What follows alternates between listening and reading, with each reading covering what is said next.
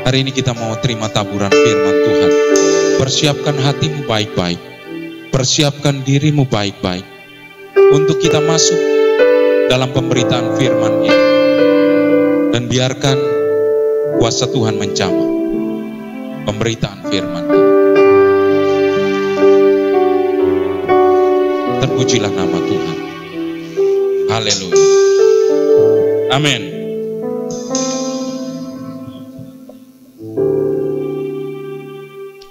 Apa kabarnya? Semua dalam keadaan baik. Kiranya damai sejahtera Allah melingkupi kita semua. Saudara, tidak terasa sudah memasuki 2 bulan kita ibadah online. Ya, apapun yang terjadi, tetap berkata Tuhan Yesus baik. Semua kita pengen, semua berakhir dan kita masuk dalam ibadah yang seperti biasa. Tapi saya percaya kalau hari ini saudara semua juga menikmati hadirat Tuhan dan mau memberi yang terbaik buat Tuhan kita. Kita mau baca merenungkan firman Tuhan melalui Yesaya 49 ayatnya yang ke-15 sampai 16. Yesaya 49 ayat 15 sampai 16. Ya, saudara, siapkan Alkitabmu. Kita mau baca merenungkan firman Tuhan yang terambil dari Yesaya 49 ayat 15 sampai 16. Kita baca bersama-sama 2-3. Dapatkah seorang perempuan melupakan bayinya sehingga ia tidak menyayangi anak dari kandungannya? Sekalipun dia melupakannya, aku tidak akan melupakan engkau. Lihat, aku telah melukiskan engkau di telapak tanganku. Tembok-tembokmu tetap di ruang mataku. Saudara, saya ulangi ayat ini, sungguh dahsyat dan hebat. Saya percaya ada sesuatu yang bergerak di hatimu. Yang itu dikatakan oleh Roh Kudus ketika saudara mendengar dan membaca firman ini. Dapatkah seorang perempuan melupakan bayinya sehingga ia tidak menyayangi anak dari kandungannya? Seorang ibu yang melahirkan anaknya, saudara, dia tidak akan bisa melupakan anak yang pernah dilahirkannya. Apapun keadaannya, dia akan tetap mengasihi dan menyayangi dan mengingat akan anaknya dimanapun dia berada. Tapi di ayat ini dikatakan, sekalipun itu ada di dunia, ada ibu yang tidak mengasihi anaknya, melupakan anaknya, sekali-kali dia, Allah kita, tidak akan pernah melupakan kita. Satu kabar sukacita bahwa kita punya Allah yang tidak pernah melupakan kita. Catat itu baik-baik. Allah tidak pernah melupakanmu. Kekasih hati Tuhan. Apa yang dia katakan di dalam Yesaya ini, saudara? Dikatakan, dia lukis dalam tangannya. Dia melukis wajah kita di tangannya, saudara. Kalau ada seseorang yang jatuh cinta, saking cinta sama kekasih hatinya, dia tato, saudara, badannya atau tangannya. Misalnya, Martin, love you forever. Gitu ya. Atau Ronnie, I love you, gitu, ditato di jidatnya atau di tangannya, saudara. Kenapa? Karena begitu dia cintanya sama orang ini, supaya ketika dia mengangkat tangan, ada nama yang kukasihi dan kita tidak pernah melupakannya. Saking pengen tidak melupakannya, di seluruh badannya ditulis nama kekasihnya. Semua namanya Martin, Martin, Martin. Martinnya juga tulis Darlene, Darlene, Darlene. Ditato semua, saudara. Ketika itu, saudara, Allah itu melukiskan di dalam tangannya supaya ketika dia lihat, iya, ada nama saya dan kamu di situ. Katakan amin. Itu yang membahagiakan, bahwa di tangan Tuhan ada nama Allah, nama kita semua, ya. Jadi Ngapain kamu khawatir sekarang? Kalau Allah itu mengingat akan saya dan saudara. Ini berita kabar baik buat kita yang hari ini merasa sendirian. Merasa, di mana sih Allah? Di mana sih pertolongannya? Kenapa kok zaman susah ini saya merasa sendirian? Tidak ada jalan keluar. Kenapa kok masalah bertubi-tubi datang? Tidak ada yang namanya Allah menolong saya. Kekasih hati Tuhan, ini kabar baik. Ternyata Dia bukan Allah yang melupakan saya dan saudara. Dia Allah yang mengingat akan setiap kita. Nah, oleh karena itu, kabar baik ini harus kita respon. Kita tidak berjalan sendirian. Ada Allah yang selalu ada mengingat kita. Kok bisa, Pak? Wajah kita dilukis tangan. Berarti seluruh orang percaya ada di tangannya. Gimana besarnya tangan, telapak tangan Tuhan? Saudara tidak usah berpikir terlalu jauh-jauh. Alam semesta ini Dia ciptakan dengan apa, saudara? Ya. Kalau saudara membayangkan tanganmu yang kecil, memang wajar kalau kamu tidak bisa melukis wajah-wajah setiap orang-orang yang dikasih. Tapi tangan Allah begitu luar biasa. Dia merupakan Allah yang besar. Kekasih hati Tuhan, ketika hari ini kita sedang susah, kita harus mengingat bahwa kita punya Allah yang tidak pernah melupakan tangan perbuatannya.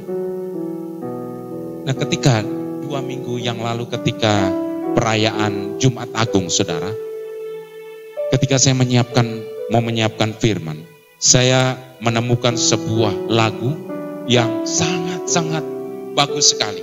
Itu ada di YouTube, saudara. Dan ketika saya klik, saudara, langsung ada energi yang masuk dari ubun-ubun sampai kepada kaki. Semua badan saya bergetar. Saya mendengarkan itu pada waktu malam. Dan ada seperti kuasa yang melahirkan mujizat dalam kehidupan saya.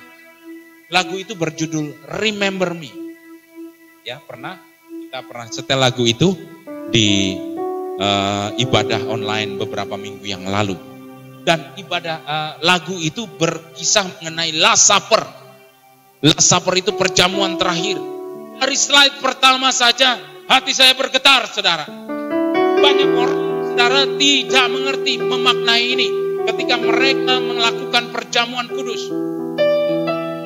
Lagu ini bercerita mengenai bagaimana Tuhan Yesus ketika pada malam waktu Ia diserahkan. Ia mengambil roti, mengucap syukur, memecah-mecahkan dan berkata, inilah tubuhku yang diserahkan bagi kamu. Perbuatlah ini untuk menjadi to remember me. Remember me adalah sebuah kata yang sangat sakral untuk mengingat Tuhan. Dan kemudian Dia mengambil cawan sesudah itu dan kemudian Dia berkata, cawan ini adalah perjanjian baru yang dimateraikan oleh darahku. Perbuatlah setiap kali kamu meminumnya to remember me. Mengingat akan Kristus, mengingat akan Yesus. Saudara, buat apa kita mengingat akan Tuhan? Kalau saudara mengerti makna, setiap hari saya melakukan perjamuan kudus. Kenapa? Supaya saya mengingat bahwa ada Yesus yang sangat baik. Dia mengorbankan nyawanya di kayu salib hanya untuk menanggung semua beban, semua sakit penyakit saya sudah ditanggung oleh darah Kristus. Oleh karena itu setiap kali kamu melakukan perjamuan kudus, ingat akan Yesus. Itu bukan jimat, itu bukan ritual biasa. Itu adalah supaya mengarahkan mata hati, pikiran kita kepada Kristus. Jadi ketika saudara takut, saudara di dalam lembah kekelaman, ketika saudara mengingat akan Kristus, ada ketenangan terjadi, ada damai sejahtera terjadi. Kenapa? Karena kita punya Allah yang mengingat akan kita. Yesus itu memerintahkan kita melakukan perjamuan kudus untuk mengingat akan Dia. Ngapain kita mengingat Yesus? Karena Yesus ada Allah yang mengingat dan tidak pernah melupakan setiap kita. Jadi ini unik. Ngapain Tuhan suruh kita untuk mengingat Dia?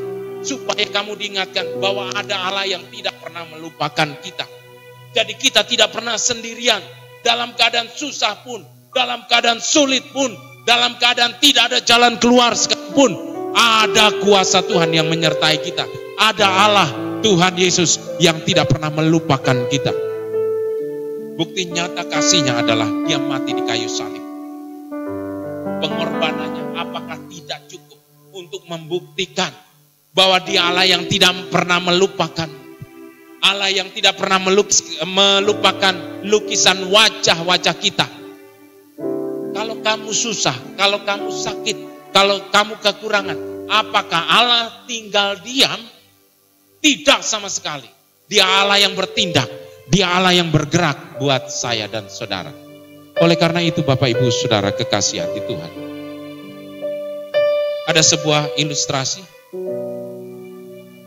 ada sebuah cerita di mana ada seorang ibu dan anak tinggal dalam sebuah rumah.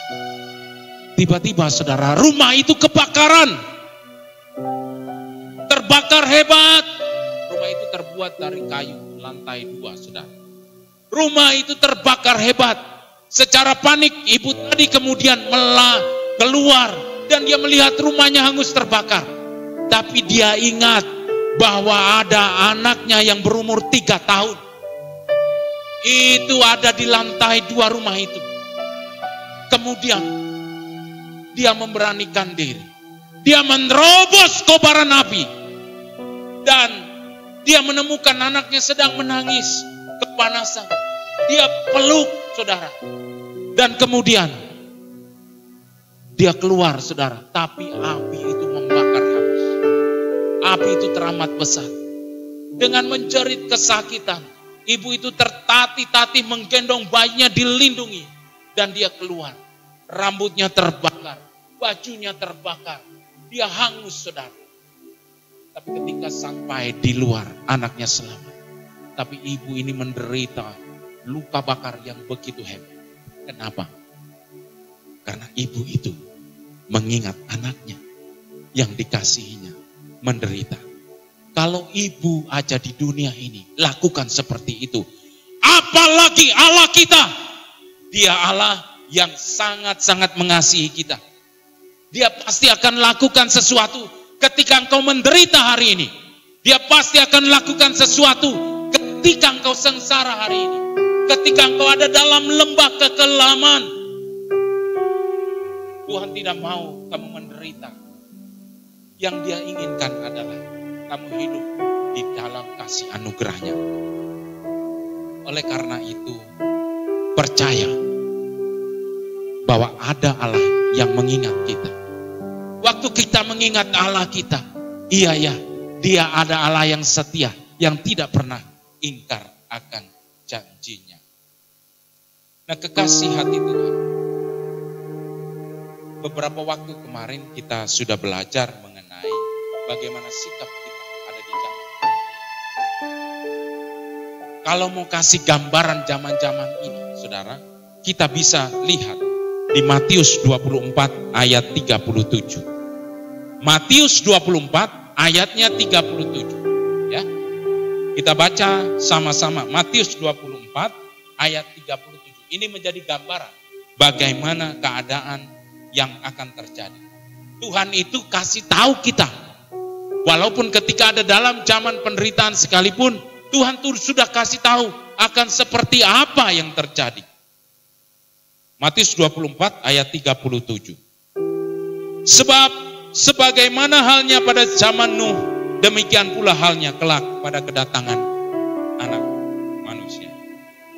Tahukah kita bahwa Tuhan sudah kasih tahu loh, itu loh, kalau zaman-zaman akhir, di akhir zaman, keadaan itu akan seperti di zaman Nuh.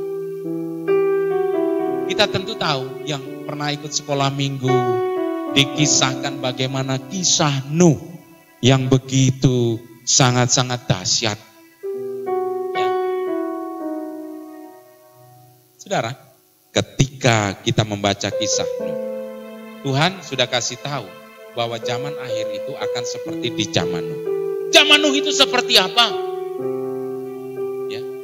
Zaman Nuh itu adalah orang berbuat dosa secara masif, tidak kemudian orang sungkan berbuat dosa. Zaman Nuh adalah orang meremehkan Tuhan. Zaman Nuh adalah orang mengabaikan Tuhan. Zaman Nuh orang mengabaikan firman Tuhan. Zaman Nuh orang berlaku jahat, saudara. Ada perzinahan di mana-mana, mabuk-mabukan di mana-mana. Itu terjadi.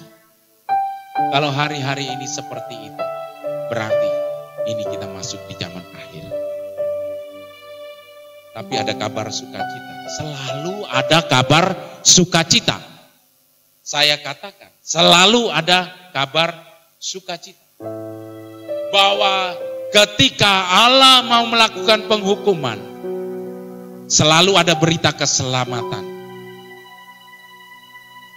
Jadi Tuhan tidak kemudian langsung menghukum. Tidak. Dia beritakan kabar keselamatan kepada umatnya. Melalui Nuh dia kabarkan bahwa ada keselamatan, akan ada penghukuman, akan ada penghakiman, tapi ada keselamatan. Dan Nuh diperintahkan membuat bahtera keselamatan, saudara. Sebelum ada penghakiman, pasti ada berita keselamatan. Tuhan menyuruh Nuh membuat bahtera. Siapa yang masuk, yang mau taat, dengar-dengaran akan Tuhan, dia akan selamat. Tapi hanya satu keluarga Nuh, itu yang dengar akan firman Tuhan. Akhirnya apa? Manusia binasa. Kalau saat ini, banyak di antara kita sudah mendengar berita keselamatan hari ini, bahtera keselamatan hari ini, sudah diberikan oleh Tuhan, yaitu adalah melalui Tuhan Yesus Kristus. Dia adalah bahtera keselamatan kita. Barang siapa percaya, dia tidak akan binasa, melainkan beroleh hidup yang kekal. Zaman dulu juga demikian.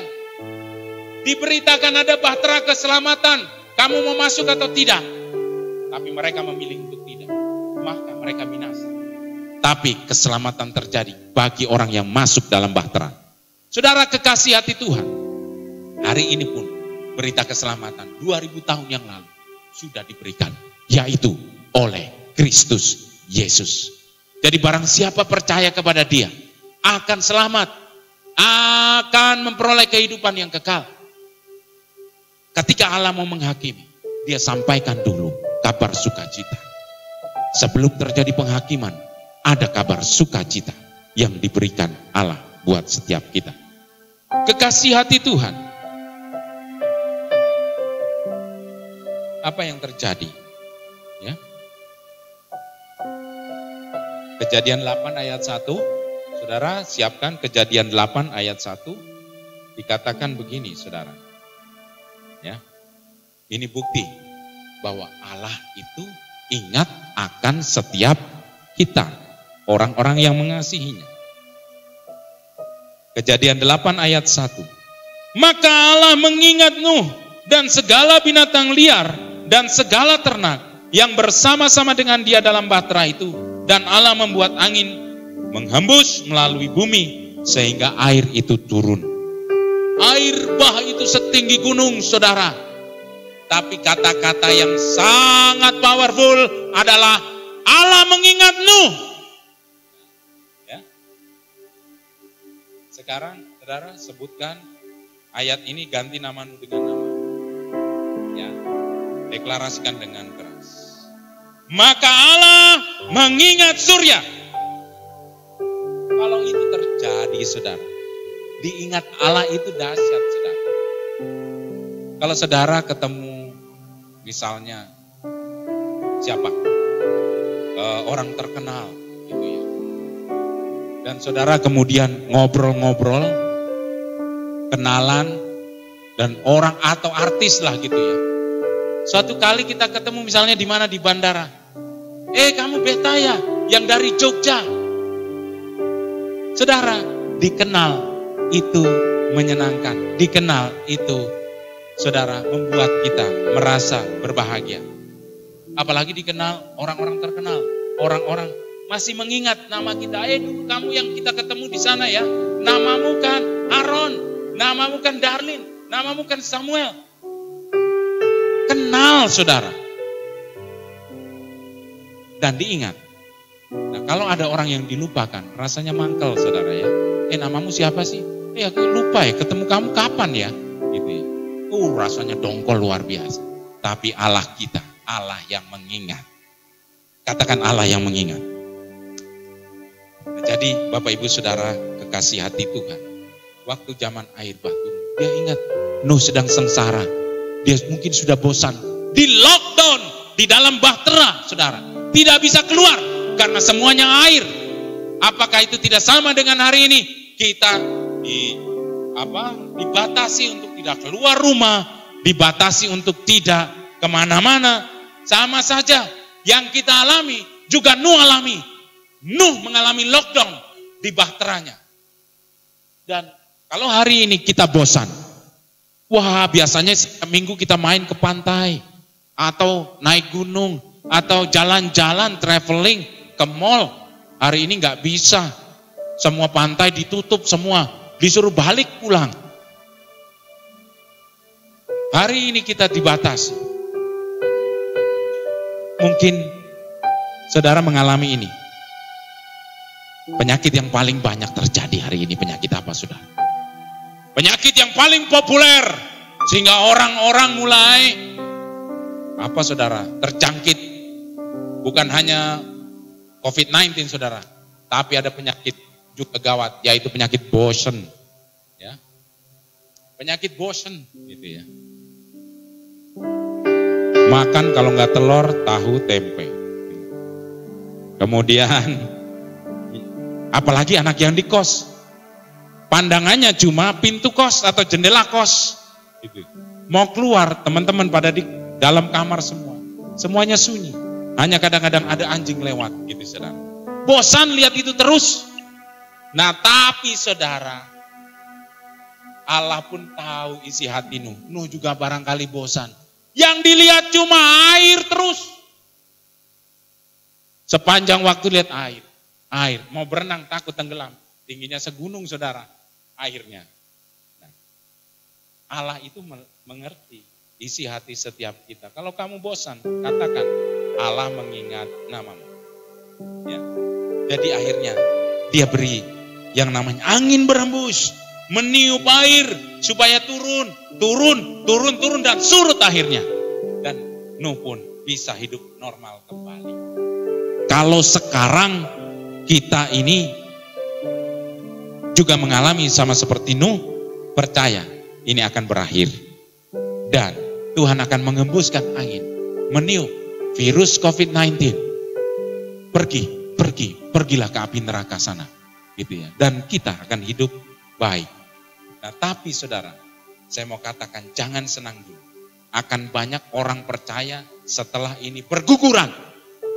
Akan banyak orang percaya yang hari ini mengalami yang namanya kemunduran iman. Kenapa?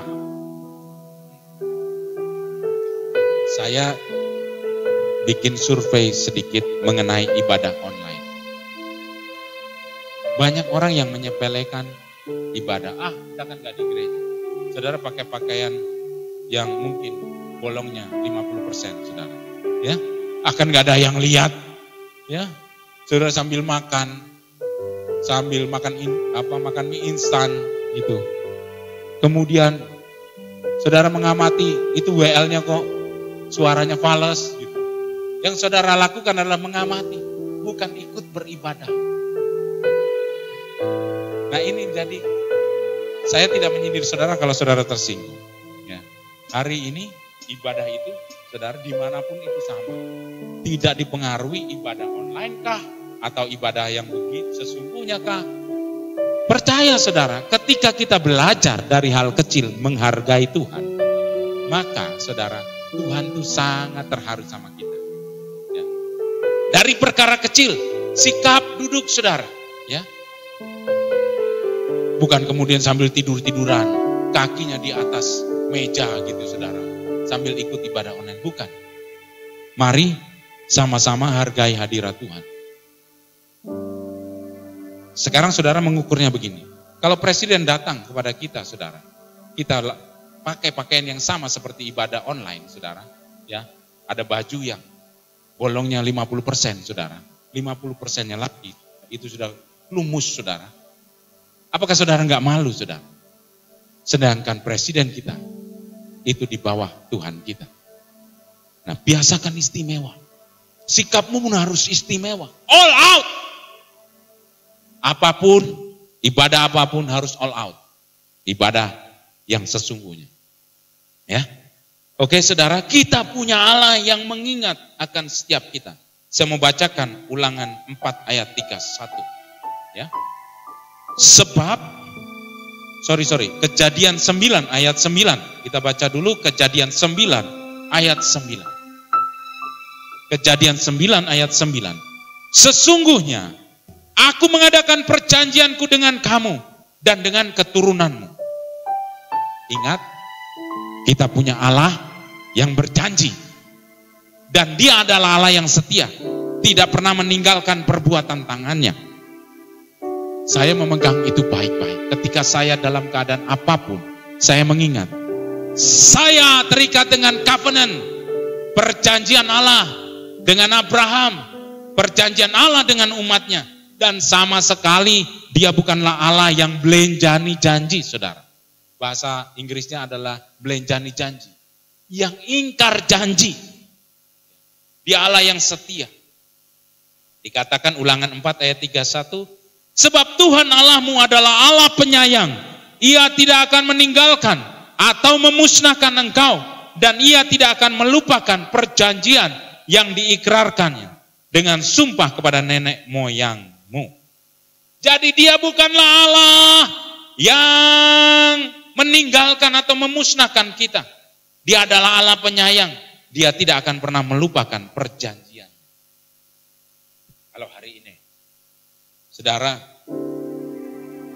merasa sendirian, gak ada orang karena semua orang pada pergi. Saudara jangan khawatir, kita punya Allah yang penyayang. Dia tidak pernah meninggalkan kita. Jadi kamu akan baik-baik saja. Percayalah kamu akan baik-baik saja. Jangan merasa kamu orang paling menderita sedunia. Itu namanya adalah mengasihani diri. Kalau kita percaya kita punya Allah yang menyayangi kita dan tidak pernah meninggalkan kita, maka selalu akan ada hal-hal yang dia berikan buat saya dan saudara. Khotbah saya minggu kemarin supaya kita bersyukur dengan apa yang ada. Hari ini kita siaran langsung, saudara, terbatas dengan peralatan.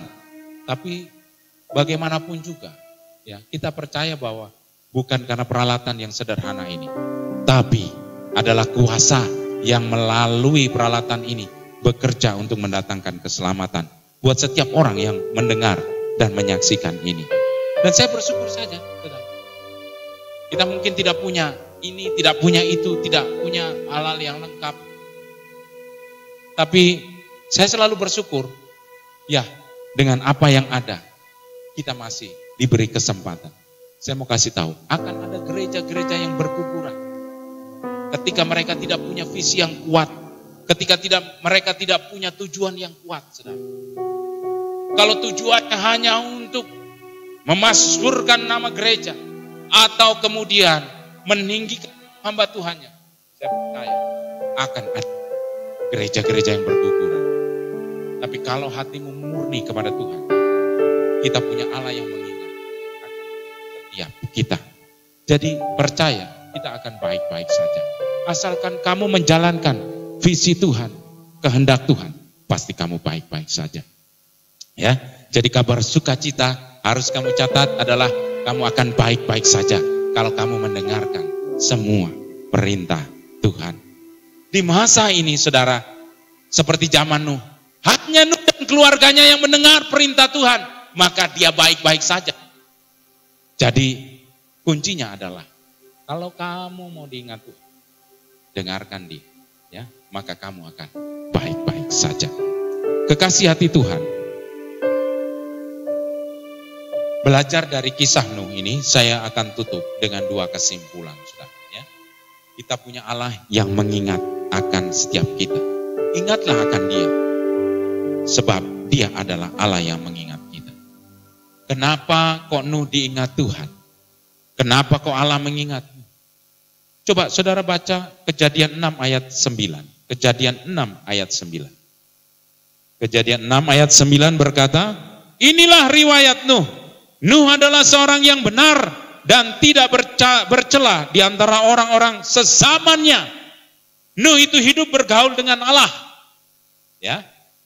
Riwayat Nuh adalah dia seorang yang benar dan tidak bercela di antara orang-orang di zamannya. Nuh itu bergaul erat dengan Allah. Jadi kenapa Tuhan mengingat akan Nuh? Hanya satu keluarga yang diselamatkan dari begitu banyaknya keluarga di dunia ini. Berarti apa? Keselamatan itu ditawarkan buat banyak orang. Tapi hanya sebagian yang meresponi. Kalau orang-orang yang berdosa itu masuk ke bahtera, itu akan selamat, saudara. Karena bahtera dibuat buat orang-orang yang meresponi panggilan Tuhan. Tapi hanya orang-orang yang mau meresponi, saudara, yang benar-benar selamat. Itu pun relevan dengan keadaan kita. Kalau hari ini, saudara, kita ada panggilan keselamatan, pertobatan, tidak semua akan meresponi. Akan ada yang orang nyuekin. Akan ada orang yang, masa bodoh. Ada orang yang gak peduli. Akhirnya apa? Kebinasaan terjadi. Jadi ini panggilan kudus. Saya melakukan panggilan kudus buat kita semua dalam siaran ini, ya. Bahwa ketika Tuhan memanggil, ya. Jadi dia itu tidak kemudian perbuatannya itu berbeda.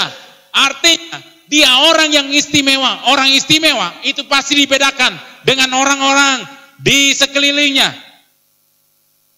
Ada orang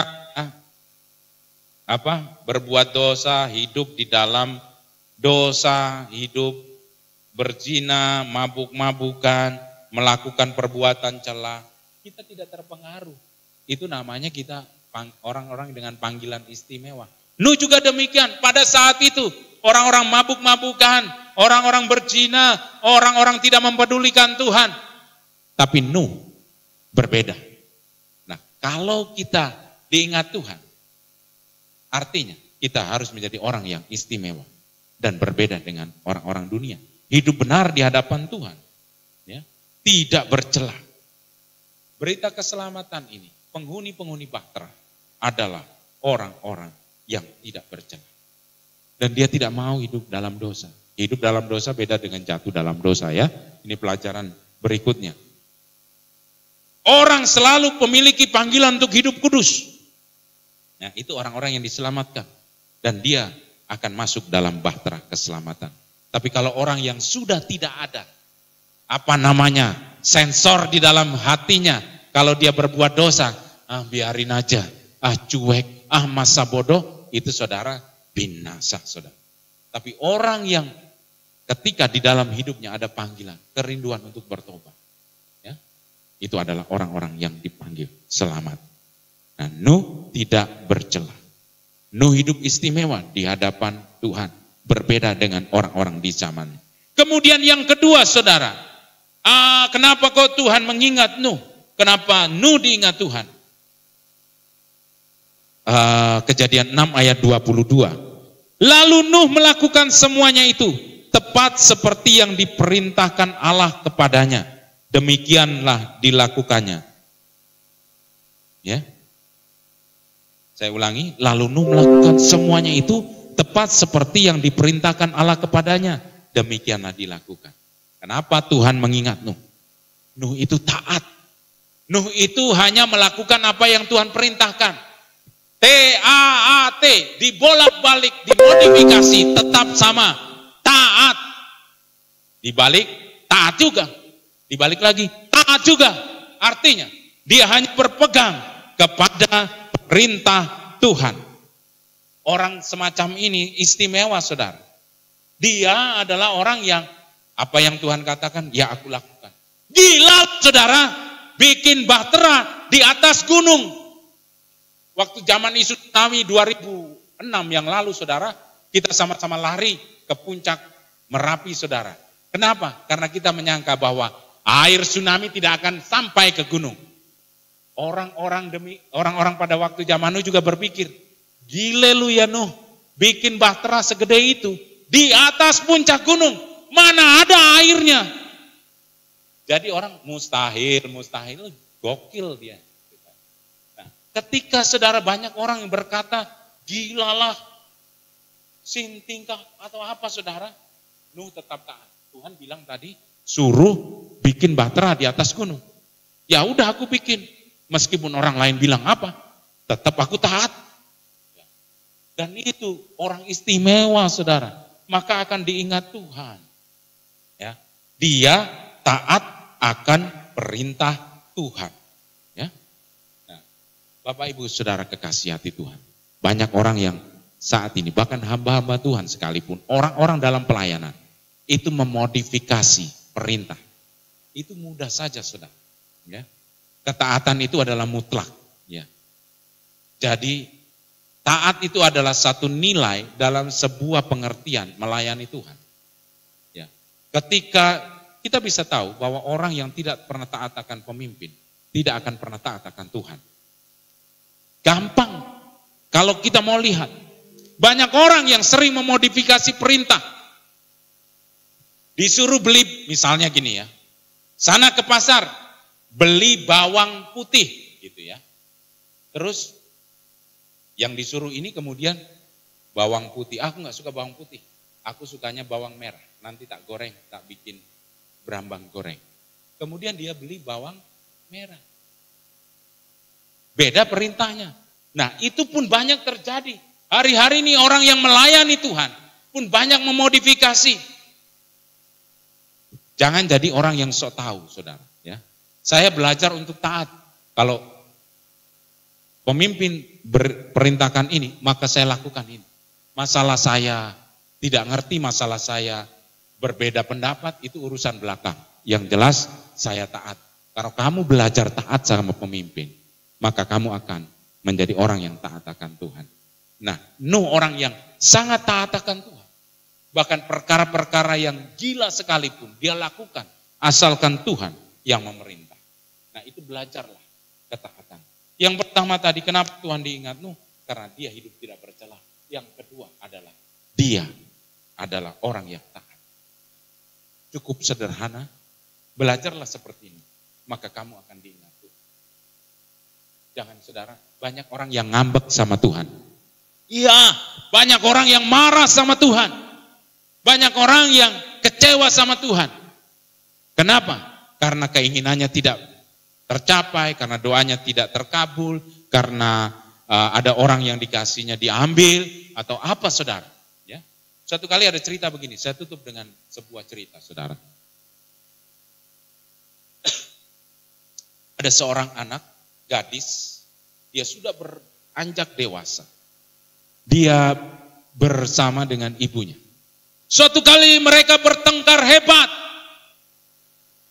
Dan akhirnya anak ini pergi dari rumah, diusir sama mamanya. Karena anak ini nakal. Dan kemudian dia pergi tidak bawa apa-apa. Dia pergi hanya bawa baju yang ada di badannya saudara. Dia berjalan, hari hujan, panas dilalui, sampai dia lapar saudara. Ketika dia lewat sebuah warung mie, saudara. Dia mencium bau aroma mie ayam yang begitu kuatnya. Dia lapar, saudara. Mie ayam, wow. Itu biasa mamaku masak. Dan kemudian, saudara, dia hanya berdiri di samping gerobak mie ayam tadi. Dan akhirnya, saudara, ibu penjual mie ayam tadi tawarkan. Kamu mau beli mie ayam? Kamu mau makan mie ayam? Iya Bu, tapi saya tidak punya uang. Oh sudah enggak apa-apa, masuklah, makanlah. Saya ibu akan buatkan. Terus ketika dibuatkan, dia makan. Anak ini menangis, air matanya bercucuran. Ibu tadi tanya, kenapa nak? Kenapa kamu menangis? Ibu sangat baik. Ibu memberikan mie ayam pada saat saya sedang lapar. Sedangkan ibu saya di rumah mengusir saya. Ibu sangat baik. Mama saya mengusir saya. Tapi kemudian ibu penjual mie ayam tadi katakan, "Nak, sampai kamu besar begini, mamamu itu buatkan makanan buat kamu. Selama kamu dari kecil bayi merawatmu sampai kamu besar.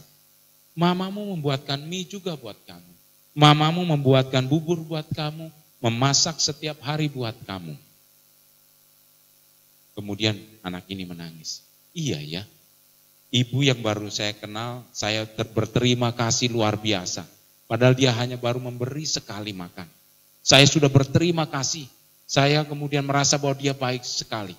Tapi kepada mama saya yang di rumah, yang setiap hari memberi makan saya begitu membencinya.